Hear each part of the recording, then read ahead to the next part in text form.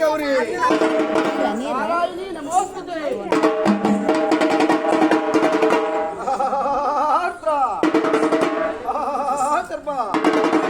ಹಿಂದೆ ಈ ಭೂಲೋಕದಲ್ಲಿ ಮಹಾಸತಿ ಅನುಸೂಯಾದೇವಿಯು ಮಹಾಪತಿವೃತಿಯಾಗಿದ್ದಳು. ಇದನ್ನು ತಿಳಿದು ನಮ್ಮ ನಾರದ ಮುನೀಶ್ವರನು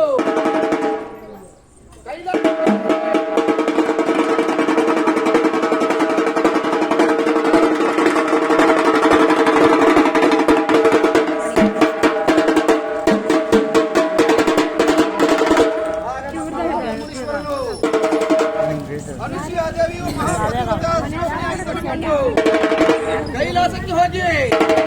ಲಕ್ಷ್ಮೀ ಸರಸ್ವತಿ ಪಾರ್ವತಾದೇವಿಯರಿಗೆ ಹೇಳುತ್ತಾರೆ, ಲಕ್ಷ್ಮೀ ಸರಸ್ವತಿ ಪಾರ್ವತಾದೇವಿಯರೇ, ಈ ಭೂಲೋಕದಲ್ಲಿ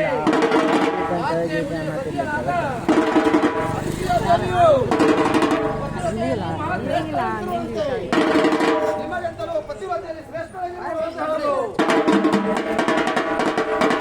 ಅದನ್ನು ಕೇಳಿದ ಲಕ್ಷ್ಮೀ ಸರಸ್ವತಿ ಪಾರ್ವತಾದೇವಿಯರು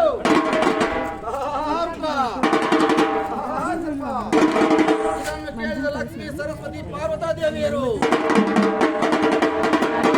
ತ್ರಿಮೂರ್ತಿಗಳಾದ ಬ್ರಹ್ಮ ವಿಷ್ಣು ಮಹೇಶ್ವರರನ್ನು ತಮ್ಮಲ್ಲಿಗೆ ಬರಮಾಡಿಕೊಂಡು, ಹೇ ಪತಿಯಂದಿರಾದ ಬ್ರಹ್ಮ ವಿಷ್ಣು ಮಹೇಶ್ವರರೇ, ಭೂಲೋಕದಲ್ಲಿ ಆತ್ರೇಯ ಮುನಿಯ ಸತಿಯಾದ ಅನುಸೂಯಾದೇವಿಯು ಪತಿವ್ರತೆಯಲ್ಲಿ ಮಹಾಶ್ರೇಷ್ಠ ಎನಿಸಿರುವಂತೆ, ಆದ ಕಾರಣ ಆ ಅನುಸೂಯಾದೇವಿಯ ಪತಿವ್ರತೆಯನ್ನು ಹಾಳು ಮಾಡಿ ಬರಬೇಕೆಂದು ಹೇಳಲು ಆಗ ತಮ್ಮ ಮಡದಿಯರಾದ ಲಕ್ಷ್ಮೀ ಸರಸ್ವತಿ ಪಾರ್ವತಾದೇವಿಯರ ಮಾತನ್ನು ಕೇಳಿ ಬ್ರಹ್ಮ ವಿಷ್ಣು ಮಹೇಶ್ವರರು ಕೈಲಾಸದಿಂದ ಈ ಭೂಲೋಕಕ್ಕೆ ಬಂದು ಆ ತ್ರಿಮೂರ್ತಿಗಳು ಸೇರಿ ತ್ರಿಮೂರ್ತಿಗಳು ಜಂಗಮ ರೂಪುತ್ತಾರೆ. ಅನುಸೂಯ ದೇವಿಯ ಮನೆಯ ಬಾಗಿಲಿಗೆ ಬಂದು ಭಿಕ್ಷಾ ಭಿಕ್ಷಾ ಭಿಕ್ಷಾ ಎಂದು ಕೇಳಲು ಅನುಸೂಯ ದೇವಿಯು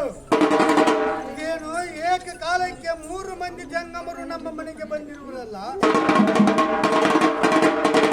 ಸಾಕ್ಷಾತ್ ತ್ರಿಮೂರ್ತಿಗಳೇ ಇರಬೇಕೆಂದು ಆ ಜಂಗಮರನ್ನು ಒಳಗೆ ಬರಮಾಡಿಕೊಂಡು ಆತಿಥ್ಯದಿಂದ ಪಾದ ಪೂಜೆಯನ್ನು ಮಾಡಿ ಸಿಂಹಾಸನದ ಮೇಲೆ ಕೂರಿಸಿ ಅವರಿಗೆ ಸತ್ಕಾರವನ್ನು ಮಾಡಲು ವಾಕ್ಯ ತ್ರಿಮೂರ್ತಿಗಳು ಕೇಳಿದಳು, ನೀವು ಊಟ ಮಾಡಿ ಹೋಗಬೇಕು ಜಂಗಮರೇ ಎಂದು ಕೇಳಿದಾಗ ಹಾಗಾದರೆ ಕೇಳು, ಈ ಮಾಡಿದಂತ ಅಡಿಗೆಯಿಂದ ನಾವು ಊಟ ಮಾಡುವುದಿಲ್ಲ, ಪ್ರಾಣಿಗಳನ್ನು ತಂದಿರಬೇಕು, ಇವುಗಳನ್ನು ಕೊಟ್ಟಿ ಅಡಿಗೆ ಮಾಡಿ ನೀಡೆಂದು ಹೇಳಿದಾಗ ಎಲ್ಲ ರೆಡಿ ಮಾಡ್ಯಾರ ಅಂತ ಹೆಸರು ಮಾಡಿ ನಾವು ದೂರ ಐತ್ರಿ ಅದು ನಾವು ಮುಂದಕ್ಕೆ. ಹಾಂ ರೀ ಮತ್ತೆ ಬಸ್ ಸ್ಟ್ಯಾಂಡ್ ಬರ್ತಿದ್ದೆ ಮತ್ತೆ ಬರ್ತೇವೆ ರೀ, ಮದುವೆಯಾಗಿ ಇಲ್ಲೇ ಇರ್ತೇವೆ ಅಂತಿದ್ದೆ. ಬರ್ತೇನಪ್ಪ